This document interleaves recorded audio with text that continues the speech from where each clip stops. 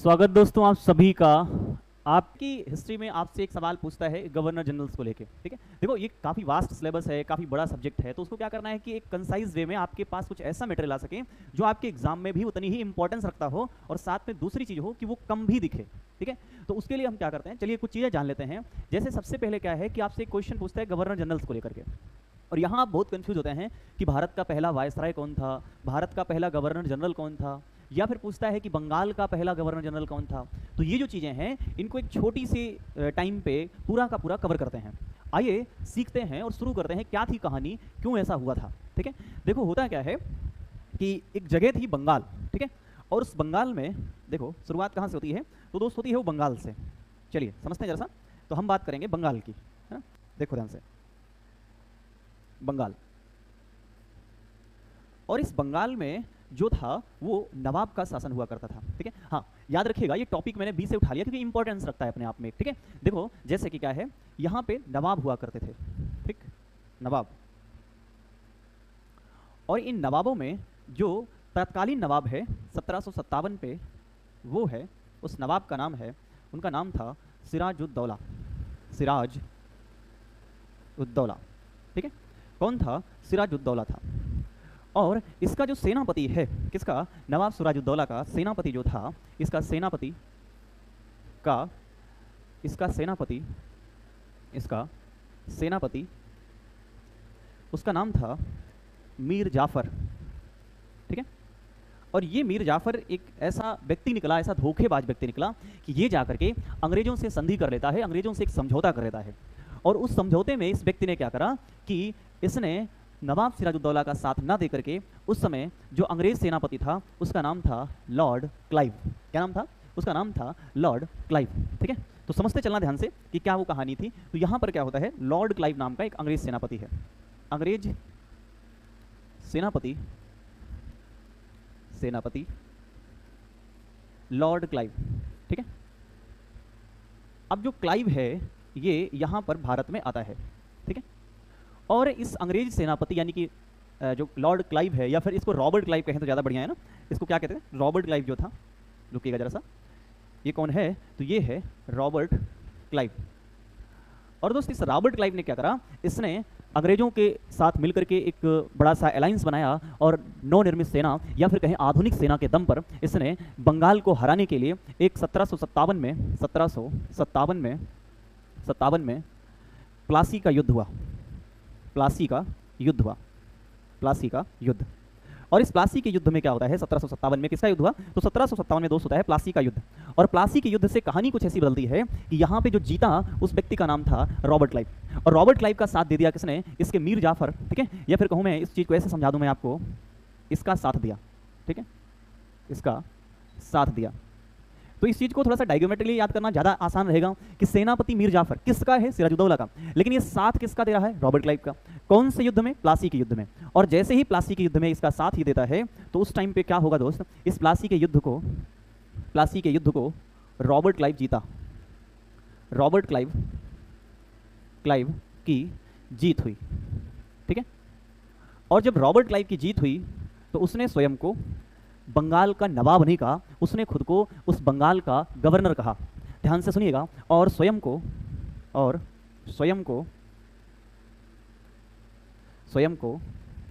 बंगाल का गवर्नर घोषित किया, है ना, घोषित किया। किसने, इस रॉबर्ट क्लाइव ने क्या करा, इसने स्वयं को बंगाल का गवर्नर घोषित कर दिया। अब जैसे ही बंगाल का गवर्नर ये बना तो इसने क्या करा, इसका साथ क्योंकि मीर जाफर ने दिया था तो इसने मीर जाफर को वहाँ का नवाब बना दिया। तो पूछेगा मीर जाफर क्या बना था, मीर जाफर को नवाब बना दिया। ठीक है, तो देखो ध्यान से क्या देखेंगे कि मीर जाफर को तथा मीर जाफर को बंगाल का नवाब बना दिया। अब ये नवाब काफ़ी खुश हो गया, ये समझिए, नवाब बना दिया। अब यहीं से नया पद शुरू होता है जिसे हम कहते हैं गवर्नर जनरल या फिर गवर्नर या फिर वाइसराय का। तो कभी अगर आपसे पूछता है कि बंगाल का पहला गवर्नर कौन था, तो वो रॉबर्ट क्लाइव था। कौन था, बंगाल का पहला गवर्नर। तो यहीं से एक नया पद आया, ध्यान रखिएगा, बंगाल का पहला गवर्नर, पहला गवर्नर कौन बना? तो वो बना दोस्त रॉबर्ट क्लाइव। और ये जो रॉबर्ट क्लाइव है, जैसे ही बंगाल का गवर्नर बना तो इसके बाद फिर नए नए युद्धों की ओर शुरुआत होगी, या फिर मैं ऐसा कहूँ कि अब पूरी तरह से बंगाल कंट्रोल में आ गया है किसके? अंग्रेजों के। और मीर जाफर केवल और केवल कठपुतली है। किसकी कठपुतली है? तो आंसर है अंग्रेजों की कठपुतली बन के रह गया। इसीलिए क्लाइव का गीदड़ कहते हैं किसको? जाफर को। ठीक है, किसको कहते हैं? जाफर को, यानी कि मीर जाफर को। तो एक सवाल हमसे ये भी पूछता है कि मीर जाफर को क्या कहा जाता है? तो मीर जाफर को क्लाइव का गीदड़ कहा जाता है। मीर जाफर को क्लाइव का गीदड़ कहा जाता है। क्लाइव का गीदड़ कहा जाता है। ठीक है, सोचो बंगाल का वो नवाब जिसका नाम सिराजुद्दौला था, वो इतना मतलब पावरफुल व्यक्ति, ठीक है, और वो भी हार गया इस युद्ध में। उसकी वजह थी कि जब इसके जो साथी थे, जो इसके सेनापति थे, जब उन्होंने ही साथ नहीं दिया तो फिर हार तय थी। ठीक है, कहते हैं जब अपने ही क्या बोलते हैं आपके युद्ध में आपके विपरीत खड़े हो जाएं तो फिर आपकी हार बिल्कुल तय होती है ना। मतलब ये है कि जब अंग्रेजों में रॉबर्ट क्लाइव की बात नहीं बन पाई, रॉबर्ट क्लाइव को लगा कि इसको हराना मुश्किल है, तब उसने एक ही काम करा। उसने सोचा कि आओ पूरी तरह से कंट्रोल करते हैं। किस पर? उसने कंट्रोल किया उसके सेनापतियों पर और उसके सहयोगियों पर। ठीक है, चलिए आगे चलते हैं। देखो दोस्त ध्यान से, अब देखते हैं यहां से पूरी बातें मैं आपको एक स्लाइड में कंप्लीटली समझा देता हूं। आइए समझते हैं। देखो, सबसे पहले आप याद रखेंगे क्या सीखा हमने अभी तक, कि बंगाल का पहला गवर्नर, अगर कभी आपसे इस टाइप की बात पूछे कि बंगाल का पहला गवर्नर कौन था, तो आप सिंपल सा आंसर बताइए। 1757 में व्यक्ति बना, उसका नाम था Robert Clive. Robert Clive, Clive. ठीक है, कब बना? 1757 में। इसके बाद क्या होता है? इसके बाद दोस्त जो है एक आता है तुरंत, वो है 1773 का रेगुलेटिंग एक्ट। 1773 का रेगुलेटिंग एक्ट। और इस रेगुलेटिंग एक्ट में क्या होता है? इसी रेगुलेटिंग एक्ट के द्वारा क्या होता है कि जो बंगाल का गवर्नर है उसे नाम बदल करके बंगाल के गवर्नर जनरल के नाम से जाना जाने लगा। किस नाम से? उसे बंगाल का गवर्नर जनरल कहा जाने लगा। ठीक है, देखो तो ये क्या बन गया? अब बंगाल का गवर्नर जनरल बन गया, है ना, बंगाल का गवर्नर जनरल। तो यहां से एक नया पद शुरू हुआ, उस पद का नाम है बंगाल का गवर्नर जनरल। सुनिए समझिए ध्यान से। तो यहां से नया पद क्या आया? बंगाल का गवर्नर। अभी तक केवल गवर्नर है, अब इसे हमने कहा गवर्नर जनरल। और जब ये पद आया तो इस टाइम पे एक व्यक्ति है, उसका नाम है, उसे हमने कहा वारेन हेस्टिंग। कौन था? Warren Hastings. तो प्रथम बना व्यक्ति, प्रथम वारेन हेस्टिंग बना। तो वारेन हेस्टिंग को क्या कहा गया? वारेन हेस्टिंग को बंगाल का पहला क्या कहा जाता है? गवर्नर जनरल कहा जाता है। जबकि रॉबर्ट क्लाइव बंगाल का पहला क्या है? केवल और केवल गवर्नर है। अब होता क्या है, फिर जब अंग्रेजों ने देखा कि इसके बाद उन्होंने 1813 का चार्टर भेजा, उसके द्वारा क्या करा? चीनी और चाय को छोड़कर पूरा का पूरा एकाधिकार समाप्त कर दिया, है ना। फिर इसके बाद चाय और चीन वो भी खत्म हो जाएगा। तो 1833 में चार्टर एक्ट आता है एक। तो अगली कहानी ध्यान से समझिएगा। 1833 का चार्टर एक्ट, देखो 1833 का चार्टर अधिनियम, समझते हैं ना। देखो 1833 का चार्टर, 1833 का चार्टर। और इस चार्टर में कहा गया कि अब जो है अंग्रेज इतने पावरफुल हो गए हैं कि उनको बंगाल तक सीमित नहीं रहना चाहिए, उनका तो पूरा का पूरा भारत है। ऐसा क्यों कहा गया? क्योंकि यहाँ तक आते आते हमने सिखों पर जितने भी मराठा सबको जीत लिया था। यानी कि हमने का मतलब ये इन अंग्रेजों ने सब कुछ जीत लिया था। और जैसे ही इनकी जीत हुई तो इनको लगा कि क्यों ना अब पूरे के पूरे बंगाल पे ही नहीं, पूरे भारत पे अपना अधिकार होना चाहिए। तो यहाँ से एक नया पद शुरू होता है। यहाँ से होता है भारत का गवर्नर जनरल। भारत का गवर्नर जनरल बना। और जैसे ही ये भारत का गवर्नर जनरल बना तो इस टाइम पे जो व्यक्ति था उसका नाम था विलियम बेंटिक। तो ध्यान से सुनिएगा, मुझे बताइए अगर मैं कहूँ 1773 में कौन सा पद बना था, तो आप कहेंगे 1773 में जो पद बन के तैयार हुआ था उसका नाम था बंगाल का गवर्नर जनरल। और ये बंगाल के गवर्नर जनरल का पद चलाया कब तक? 1833 तक। 1833 में अचानक से क्या होता है, उसी टाइम पे एक चार्टर आता है और चार्टर में लिखा हुआ था कि आज के बाद जो व्यक्ति बंगाल का गवर्नर जनरल कहलाता है, तो बोले कौन है बंगाल का गवर्नर जनरल? तो पता चला विलियम बेंटिक उस टाइम पे बंगाल का गवर्नर जनरल था। तो बताइए 1833 में बंगाल का गवर्नर जनरल कौन? तो आप बताएंगे बंगाल का गवर्नर जनरल उस टाइम पे था विलियम बेंटिक। और बेंटिक से कहा गया कि आज के बाद आप बंगाल के नहीं, आप पूरे भारत के गवर्नर जनरल हैं। ठीक है, तो यहाँ पे क्या होता है, इस जगह से एक नया पद बनता है और व्यक्ति आया विलियम बेंटिक। William Bentinck. तो बताइए, अगर आपसे कभी पूछे बंगाल का अंतिम गवर्नर जनरल कौन, तो आंसर है विलियम बेंटिक, क्योंकि यही से समाप्त हो गया। और दूसरा, अगर ये यहाँ से नया पद शुरू हुआ है भारत का गवर्नर जनरल, तो भारत का प्रथम गवर्नर जनरल कौन है, तो वो भी है विलियम बेंटिक। कौन है, विलियम बेंटिक है।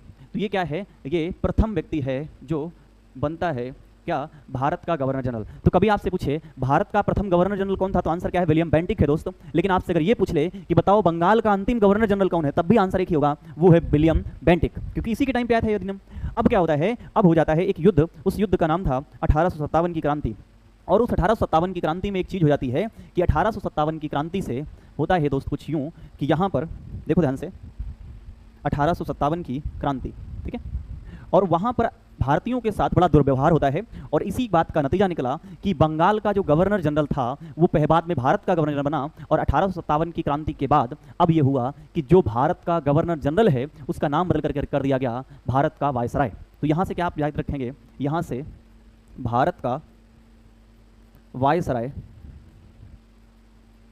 वायसराय, भारत का वायसराय का पद आया। और कब आया, तो आंसर है 1857 के बाद आया 1858 का अधिनियम। और इस 1858 के अधिनियम में कहा गया कि जो व्यक्ति आज तक भारत का गवर्नर जनरल कहलाता था उसको आज के बाद आप लोग क्या कहेंगे, उसे भारत का वाइसरॉय कहेंगे, क्योंकि समस्त शक्तियां महारानी के हाथ में भेज दी गई। और महारानी के हाथ में जैसे शक्तियां पहुंची, तो महारानी के हाथ में शक्तियां जाने के बाद जो सेकंड पॉइंट होता है उसको हम कहते हैं वाइस। मतलब ये होता है कि पहले प्रेसिडेंट होता है और प्रेसिडेंट से छोटा क्या होता है, वाइस प्रेसिडेंट होता है। और यही एक वजह थी कि भारत का जो वायसराय का पद आया था वो आया क्यों, क्योंकि इससे ऊपर भी कोई व्यक्ति बैठा है और उस व्यक्ति का नाम क्या है, वो नाम है महारानी। ठीक है, तो यहां से वायसराय बना। और जिस टाइम पे ये पद आया 1858 में, उस टाइम भारत पे जो व्यक्ति है उनका नाम है, वो है कैनिंग। कौन था, कैनिंग, कैनिंग। ठीक है, तो ध्यान से सुनिएगा, भारत के गवर्नर जनरल का पद कब बना, 1833 के चार्टर के द्वारा। और जैसे ही ये बना तो बताइए पहला भारत का गवर्नर जनरल कौन, विलियम बेंटिक। अब बताओ 1857 तक कौन सा पद चलाया, तो वो था भारत का गवर्नर जनरल। लेकिन होता कुछ यूं है कि 1858 के अधिनियम में कहा गया कि भारत का गवर्नर जनरल नहीं, अब उसका नाम भारत का वायसराय कर दो। तो देखो, अगर कभी पूछे भारत का प्रथम वायसराय कौन, तो प्रथम वायसराय कौन हो गया, वो हो गया कैनिंग। लेकिन कैनिंग ही क्या होगा, कैनिंग ही भारत का अंतिम गवर्नर जनरल होगा। ठीक है, तो ये बात क्या याद रखिए चलिएगा, जो पीछे वाला होता है वो अंतिम हो जाता है, ऐसा भी याद रख सकते हैं आप। बस इस पूरे के पूरे चार्ट को अभी आप अपने फ़ोन पे स्क्रीनशॉट रख लेंगे, हमेशा के लिए आपके पास एक ऐसा मटेरियल होगा जो हर जगह आपके लिए काम आएगा। ठीक है, तो देखो ध्यान से, समझते हैं। हाँ देखो ध्यान से, अब क्या होता है, अगर आपसे कभी कोई पूछे बंगाल का पहला गवर्नर रॉबर्ट क्लाइव, फिर अगर आपसे कोई पूछता है कि बताइए बंगाल का पहला गवर्नर जनरल, तो वारेन हेस्टिंग। बंगाल का नहीं, अब भारत का पहला गवर्नर जनरल कौन, तो विलियम बेंटिक। और ये क्या है, यही है बंगाल का अंतिम गवर्नर जनरल, गवर्नर जनरल है। ठीक है, अंतिम गवर्नर जनरल हो गया। अब इसके बाद क्या होता है, अब ये पद जो है भारत के वायसराय का पद चला आएगा 1947 के अधिनियम तक। और ये पद आगे आते आते यहाँ से आगे मैं समझाता हूँ आपको, ध्यान से देखिएगा।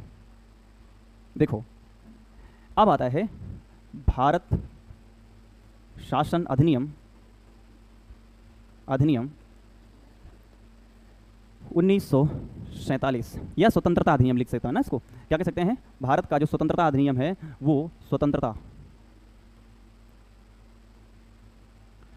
अधिनियम 1947 आया। और यहाँ से कहा गया अब भारत के वायसराय का पद समाप्त हो जाएगा, वायसराय का पद समाप्त कर दिया गया, वायसराय का पद समाप्त। ठीक है, तो कौन समाप्त हो गया, वायसराय का पद यहाँ से समाप्त हो जाता है। और जैसे ही वायसराय का पद समाप्त होता है तो फिर से बनता है जो पद बना यहाँ पे, उसका नाम था स्वतंत्र भारत का गवर्नर जनरल, स्वतंत्र भारत का गवर्नर जनरल। अब यहाँ से बड़ा ट्विस्ट है, जो सवाल पूछता है वो थोड़ा सा टफ टाइप का बन जाता है, लेकिन आप परेशान नहीं होंगे, चिंता मत करिए। देखिए क्या करना है, देखो ध्यान से, भारत स्वतंत्रता अधिनियम आया और 1947 के बाद क्या हुआ कि जो वायसराय का पद 1858 में आया था वो समाप्त कर दिया गया और बना दिया गया जो पद, उसका नाम क्या है, स्वतंत्र भारत का गवर्नर जनरल। तो यहाँ से अगर ये पद समाप्त हुआ तो कोई व्यक्ति तो होगा जो अंतिम हो जाएगा। क्या हो जाएगा? अंतिम हो जाएगा। तो देखते हैं दोस्तों कौन है जो अंतिम हो गया। तो वो उस व्यक्ति का नाम क्या है जो भारत का अंतिम वायसराय है। ठीक है, तो अंतिम वायसराय, अंतिम वायसराय। तो कभी आपसे पूछे भारत का अंतिम वायसराय कौन था, तो वो था माउंटबेटन। कौन था? माउंटबेटन। लेकिन दूसरी पॉइंट वाली बात क्या है भाई, माउंटबेटन है तो वही माउंटबेटन क्या हो जाएगा?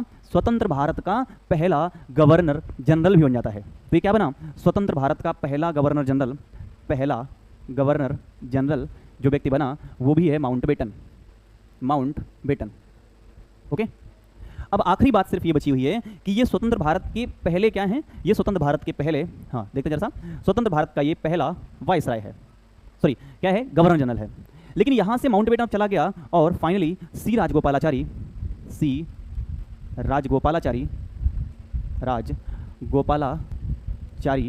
ये आते हैं और इनको बनाया जाता है स्वतंत्र भारत का पहला, स्वतंत्र भारत का पहला क्या? Governor general. लेकिन कैसा? आप तो पढ़ रहे हैं कि पहला तो कौन था? पहला था माउंटबेटन। लेकिन ये स्वतंत्र भारत का पहला भारतीय व्यक्ति है, यानी कि आपसे पूछेगा स्वतंत्र भारत का पहला भारतीय गवर्नर जनरल कौन था, तो आंसर है आपका वो थे सी राजगोपालाचारी। और सी राजगोपालाचारी के बाद इस पद को ही समाप्त कर दिया गया। तो या फिर आपसे पूछ सकता है पहला प्लस अंतिम, दोनों बातें एक ही हैं, यही पहले हैं यही अंतिम हैं। आइए इस पूरे के पूरे चार्ट को एक बार मैं आपको समझा देता हूं पूरी तरह से। देखो 1757 में एक युद्ध हुआ, उस युद्ध का नाम था, कहाँ का युद्ध? वो था प्लासी का युद्ध। प्लासी के युद्ध में दोस्त रॉबर्ट क्लाइव जीत जाता है और स्वयं को उसने बंगाल का गवर्नर घोषित करा। फिर 1773 में रेगुलेटिंग एक्ट आता है और कहा गया कि जो बंगाल का गवर्नर है वो बंगाल का गवर्नर नहीं, बंगाल का गवर्नर जनरल कहा जाना चाहिए। तो कौन था उस टाइम पे? वो था वारेन हेस्टिंग।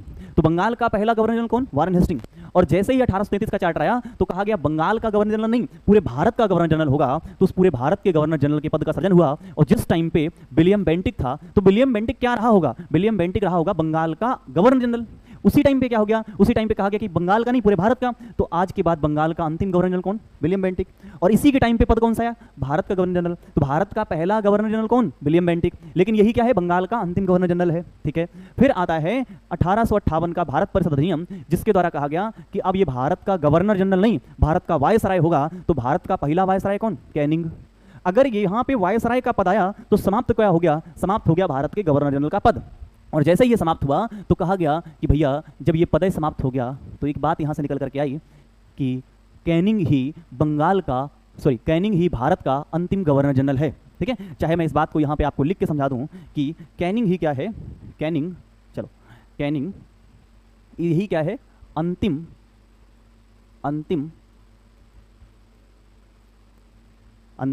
भारत का गवर्नर जनरल है। और गवर्नर जनरल के पद को कब समाप्त कर दिया गया? वो कर दिया गया 1947 में। ठीक है, सॉरी, वायसराय के पद को कब समाप्त कर दिया गया? 1947 में। और वायसराय का पद जैसे समाप्त हुआ तो माउंटबेटन अंतिम वायसराय बना और यही स्वतंत्र भारत का पहला गवर्नर जनरल कहा गया। तो स्वतंत्र भारत का पहला गवर्नर जनरल कौन? माउंटबेटन। लेकिन मुझे स्वतंत्र भारत का पहला भारतीय गवर्नर जनरल कौन? सी राजगोपालाचारी। और यही पहले थे, यही अंतिम थे।